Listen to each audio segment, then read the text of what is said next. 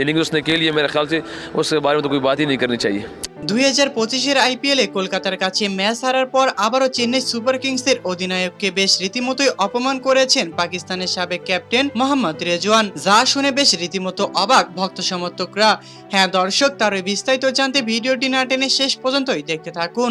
দর্শক, 2024 সালে যেরকম দুর্দান্ত ফর্মে ছিলেন চেন্নাই সুপার কিংস, এক পর্যায়ে যেন মুস্তাফিজুর রহমান চলে যাওয়ার কারণে আবারও চেন্নাই সুপার কিংস কোথায় যেন হারিয়ে গিয়েছে তালিকার শীর্ষ স্থান থেকে। তবে এরপর 2025-এর আইপিএলে মুস্তাফিজুর রহমানকে নিজের দল থেকে বাদ দেওয়ার কারণে যেন কপালে আগুন লেগে গিয়েছে চেন্নাই সুপার কিংসের। তাই তো একের পর এক ম্যাচ হারছেন চেন্নাই সুপার কিংসের একমাত্র অধিনায়ক মহেন্দ্র সিং ধোনি। আর চেন্নাই সুপার কিংসের এমন বেহাল দশা দেখে বেশ রীতিমতো ক্ষিপ্ত হয়ে গিয়েছেন পাকিস্তানের সাবেক ক্যাপ্টেন মোহাম্মদ রেজওয়ান। তিনি হঠাৎ সংবাদ মাধ্যমে এসে চেন্নাই সুপার কিংসের অধিনায়ক মহেন্দ্র সিং ধোনিকে নিয়ে বলেন, মুস্তাফিজুর রহমান যে একটা হীরার টুকরা ছিল সেটা তোমরা কোনোভাবেই বুঝতে পারোনি, তোমরা তার আসল মূল্যটা দিতে পারলে না। আমি তো মুস্তাফিজুর রহমানকে অনেক আগে থেকে চিনি, সে যেরকম দুর্দান্ত বোলিং এর পারফরমেন্স করতে পারে ঠিক একইভাবে নিজের ম্যাচটাকে জয়লাভ করার জন্য নিজের প্রাণপণ চেষ্টাও করতে পারে। তাকে বাদ দেওয়া তোমাদের উচিত হয়নি।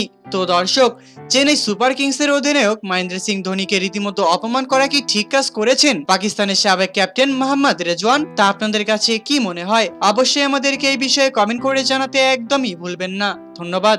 এবং আমাদের চ্যানেলের ডেসক্রিপশন বক্সে একটি চ্যানেলের লিংক দেওয়া রয়েছে, প্লিজ এটাকে সাবস্ক্রাইব করে দিবেন এবং আমাদের চ্যানেলের সাথেই থাকবেন। ধন্যবাদ সবাইকে এতক্ষণ আমাদের সাথেই থাকার জন্য।